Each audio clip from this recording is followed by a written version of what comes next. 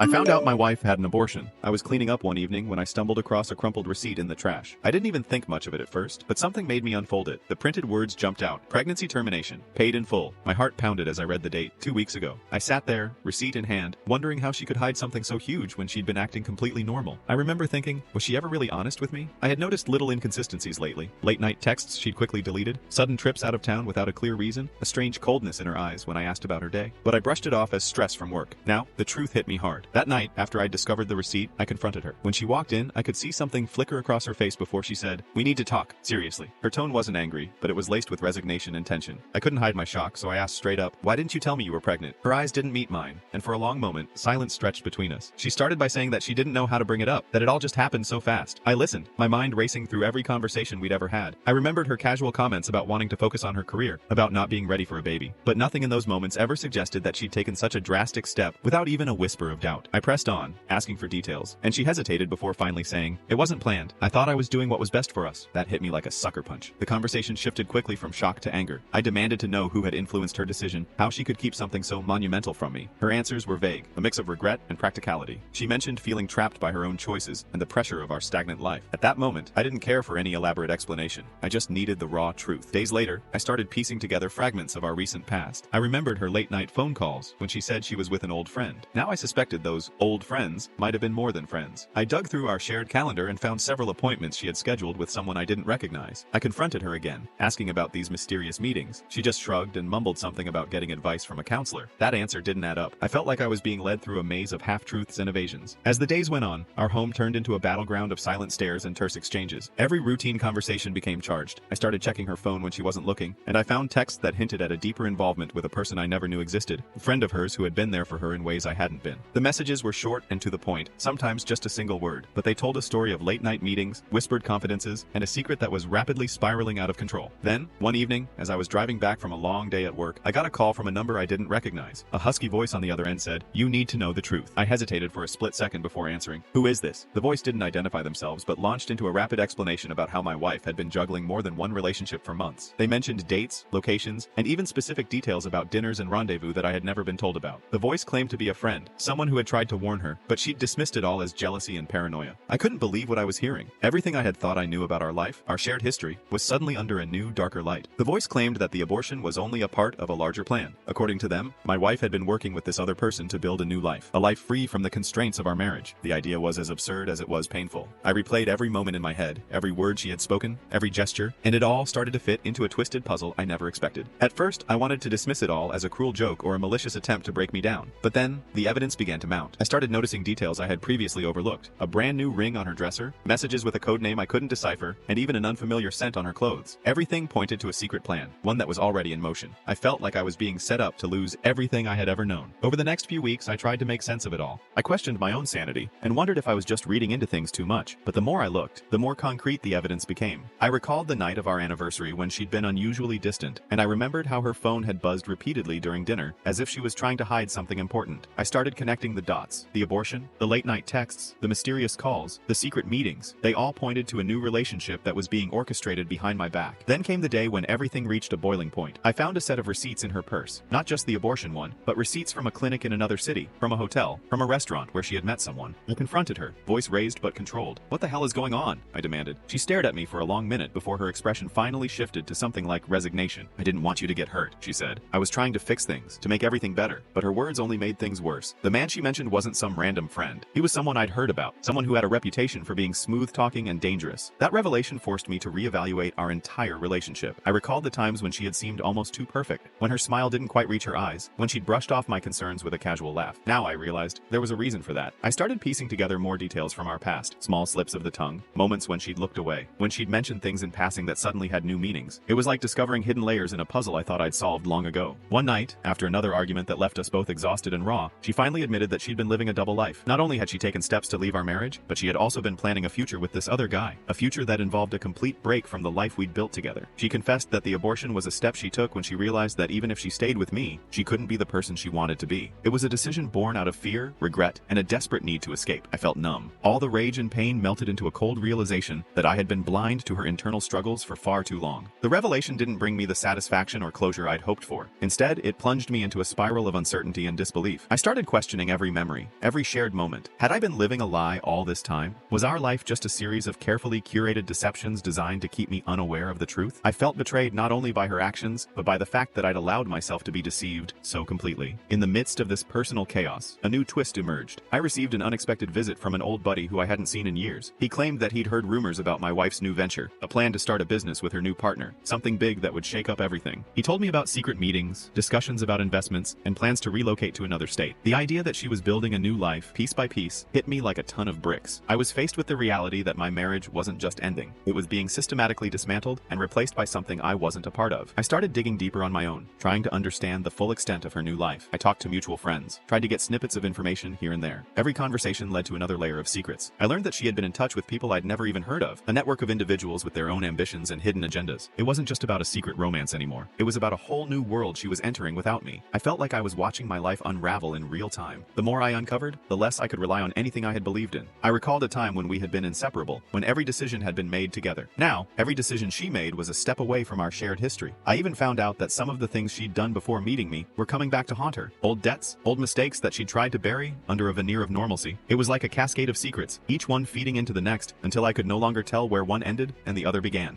Amid all this, I received another call from that unknown number, the one that had first tipped me off. This time, the voice was calmer, almost sympathetic. "Look, I get it," they said. "You're hurting and you're angry, but there's more you need to know." They proceeded to outline details of meetings, plans, even specific dates and locations that contradicted everything she'd told me. I remember feeling a mix of anger and relief. Finally, someone was giving me the whole picture. No sugarcoating, just raw details. They mentioned that she'd been meeting a group of people to discuss launching a startup in another city, a move that would require her to cut all ties with her current life. It wasn't just an affair, it was a complete reinvention of herself. I kept replaying every conversation in my head, every small sign that I had ignored. I remembered when she would talk about needing a fresh start, a chance to be free. I laughed bitterly at how I'd dismissed those remarks as fleeting moods. Now I saw them for what they were, a roadmap to her escape plan. The realization hit me. I wasn't the center of her universe. I was just a stepping stone on her path to something better, something that didn't include me. As the days turned into weeks, the inevitable collapse of our marriage became undeniable. Our home, once filled with shared memories, now felt like a stage for endless confrontations. Every night was a battleground of terse words and long silences. I tried to salvage what was left of our connection by proposing a break, hoping that space would help us figure things out. But deep down, I knew that the damage was done. One evening, after a particularly heated argument, I sat alone in our living room with the receipt still clutched in my hand. I stared at it for what felt like hours, trying to piece together the timeline of our life. I thought about the times we'd laughed together, the dreams we'd built, and I wondered if any of it had ever been real. The receipt wasn't just a piece of paper. It was a symbol of every unspoken word, every hidden truth, every moment of betrayal. I realized that I had been living in a bubble, blissfully unaware of the cracks in our foundation. At the same time, I began to notice subtle changes in my own behavior. I started questioning my choices, my judgment, and I even wondered if I had played a part in driving her away. It wasn't all black and white. Relationships are messy, and sometimes you end up losing yourself in the process. I tried to reach out to old friends for advice, but every conversation only deepened my sense of isolation. It was as if the more I learned, the more I lost touch with the person I used to be. Then, one night, as I was packing a few personal items in a last-ditch effort to leave the house and get away from all the pain, she came to me. We sat down on the edge of our worn-out couch, and she looked at me with a mixture of sorrow and determination. "I never wanted to hurt you," she said. "Everything I did was to save myself." Those simple words cut deep, but they also forced me to face the reality of our situation. I didn't want to be the villain in her story, but I couldn't ignore the fact that she'd been lying to me for too long. In that moment, I decided that I needed to take control of my own narrative. I realized that clinging to the past would only hold me back from a future that was still up for grabs. I made the choice to leave, not out of anger, but because I had to find myself again. I packed my bags, walked out the door, and stepped into an uncertain future, leaving behind a life that had once been full of promise, but had become nothing more than a web of secrets and regrets. Months later, I found myself rebuilding my life piece by piece. I started a new job, reconnected with old friends, and even picked up some hobbies that had been gathering dust. The pain of betrayal never fully disappeared, but I learned to live with it, to let it fuel my determination to never be taken for granted again. I slowly began to understand that sometimes, the only way to move forward is to accept that the past is irretrievable, and that every ending is just the beginning of something new. Then, out of the blue, I got a message on social media from someone I'd once known, a guy who'd seen me at one of our old hangouts. He mentioned that he'd heard my story and was curious about how I was doing. His message was brief, just a few words, but it opened up a conversation that led to unexpected insights about the way people see you when you're at your lowest. It was a reminder that even in the darkest moments, there's a sliver of light if you're willing to look for it. As I continued to rebuild my life, I encountered more surprises. I ran into an old friend from college who told me that he'd known about my wife's secret long before I did, but had kept quiet out of loyalty. That revelation stung, but it also made me realize that the truth is often hidden in plain sight. I began to see that our lives are made up of layers, each one influencing the next, like a set of nested dolls. What I had once thought was a single, simple narrative turned out to be a labyrinth of choices, coincidences, and moments of clarity. One evening, I found myself at a small, dimly lit bar downtown, trying to drown my sorrows in cheap beer and stale conversation. I struck up a conversation with a stranger who had an uncanny knack for seeing through pretenses. He listened patiently, patiently as I recounted everything, from the discovery of the receipt to the series of events that followed. He didn't offer any grand advice. He just said, "Man, sometimes you gotta let the chips fall where they may." That simple remark resonated with me more than any well-crafted speech ever could. In the weeks that followed, I began documenting my experience online. I started a blog where I recounted my journey in a raw, unfiltered manner. Just the facts, no embellishments. The response was overwhelming. People from all walks of life reached out, sharing their own experiences of betrayal and heartbreak. It was a cathartic process, and slowly, I started to see that my pain was not isolated. It was part of a larger human story of loss, redemption, and the relentless pursuit of something better. Every comment, every message, reminded me that even when life throws you curveballs, you can always find a way to hit back. Then came the unexpected twist that truly turned my world upside down. I received an anonymous email with a single line: "There's one thing you still don't know." Attached was a series of photos and documents that shattered everything I thought I understood about my marriage. The images showed my wife at various events, not just with the man I'd suspected, but with another person entirely, a person who looked eerily similar to me. At first, I couldn't believe what I was seeing. Was it possible that the man in those photos was my double? The documents detailed bank transactions, dates, and even flight itineraries that suggested a secret life running parallel to the one I knew. I spent days poring over every detail, trying to piece together the timeline. It turned out that years before we met, my wife had been involved in a complicated relationship with someone who bore a striking resemblance to me. It wasn't clear if this was a case of mistaken identity or a deliberate move to create a double life, but the implications were staggering. I realized that the abortion might have been part of a larger plan, a plan that involved not only her escape, but also a desperate attempt to bury a past that refused to die. The more I uncovered, the more I felt like I was trapped in a surreal maze, with each twist leading me deeper into secrets I wasn't prepared to handle. I confronted her once more, armed with this new evidence. The conversation that followed was raw and unfiltered. She admitted that she'd always been haunted by her past, that she'd made decisions to keep a part of her history hidden. "I never meant for you to find out," she said, her voice barely above a whisper. "I was trying to protect us both." Her words did little to soothe the storm raging inside me. The trust I'd built over years was now in tatters, replaced by a bitter cocktail of confusion and disbelief. In that final confrontation, as the truth spilled out in a torrent of words and accusations, I made a decision. I realized that I couldn't live in a constant state of uncertainty and betrayal. I decided that it was time to walk away, not because I didn't love her, but because I loved myself enough to seek a life free of secrets and half-truths. I left our apartment that night with nothing more than a suitcase and a determination to reclaim my own story. Looking back, I see that every moment, every small, seemingly insignificant detail was a part of a larger puzzle. My wife's secret wasn't just about an abortion or an affair. It was about a lifetime of decisions that had built up to that point. I learned that sometimes the truth is messy, and that the past has a way of catching up with you, no matter how hard you try to run from it. Even now, as I piece together a new life from the fragments of the old, I can't help but feel a lingering sense of regret for the way things unfolded. In the end, the resolution wasn't as clear-cut as I'd hoped. I wasn't left with a neat conclusion or a simple lesson. Instead, I was left with a life that was infinitely more complicated, a series of interconnected events, each one shaping who I am today. I'm still trying to figure out if I made the right choice, if leaving was the only way to break free of the endless cycle of lies and half-truths. What I do know is that I've learned to live with uncertainty, to embrace the fact that sometimes the best resolution is simply the decision to move on. Now, I'm writing this down, not to dwell on the past, but to remind myself that every ending is just a new beginning. I'm still in the process of rebuilding, still navigating through the maze of memories and emotions. The truth, as raw and brutal as it may be, has set me free in its own twisted way. I've learned that life rarely offers clean breaks or simple answers. Sometimes you just have to keep moving forward, one step at a time, even when every step feels like walking on shattered glass. Looking at the remnants of our old life, I see a collage of moments that were once full of promise, now marred by secrets and unspoken words. The journey from discovery to confrontation, from despair to a tentative hope, has been anything but linear. Every twist in the road forced me to confront my own vulnerabilities, to acknowledge that sometimes the hardest battles are the ones we fight within ourselves. And even as I continue on this unpredictable path, I can't help but feel a grudging respect for the power of truth, even when it breaks you in ways you never thought possible. Today, I'm not sure where this path will ultimately lead me, but one thing is clear. I'm no longer the person I was before. I've learned that living in the shadow of secrets is no way to exist, and that sometimes you have to tear down the facade to build something real. The scars remain as a reminder of the cost of deception, but they also mark the milestones of a journey towards something authentic. In the quiet moments, when I catch myself lost in thought, I remember the day I found that receipt, a day that marked the beginning of the end, and the start of a long, winding road towards self-discovery. I realize now that every twist, every unexpected revelation, was a piece of a larger mosaic that I can never fully decipher, and while I can't say that the pain has entirely faded, I've come to accept it as part of my story, a story that continues to evolve, with each day writing a new chapter in a saga that refuses to end on a single note. This is the truth I live by now, that every choice, every secret, no matter how painful, is a step towards understanding who we really are. And as I stand on the precipice of a future that is as uncertain as it is full of promise, I know one thing for sure: this isn't the end. It's just another beginning, another twist in a never-ending journey. I walk away from the ruins of my past with my head held high, knowing that the real victory isn't in the perfection of a happy ending, but in the relentless pursuit of truth and the courage to move on, even when the odds are stacked against you. I'm still piecing together my life, still making sense of the maze of memories and choices that have defined my path. And while I may never fully understand all the reasons behind the secrets, I'm learning to live with the ambiguity, to find strength in the scars and hope in the chaos. In the end, the only resolution that matters is the one that lets me step forward into a future where I'm in control of my own narrative, a future where every twist, every unexpected turn is simply another part of the story that makes me who I am today.